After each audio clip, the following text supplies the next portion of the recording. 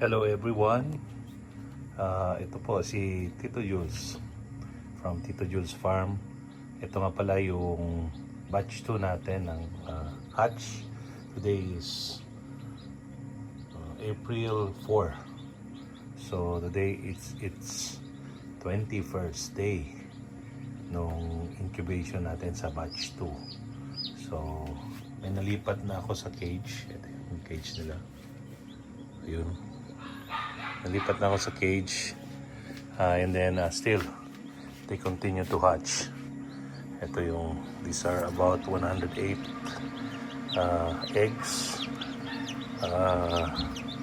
As of now, I think nabilang ko kanina nasa 40 na yung na-hatch. So hopefully mamaya or bukas maximize and ano na to, consummate natin yung lahat ng egg. Hopefully mataas yung hatch rate compared to the first batch. Iba nandito. Dito yung iba. There are about 13 mga nauna nandito na. Okay. So after 2 days na nandito sila, ililipat na naman natin doon sa farm. So as of now, update lang.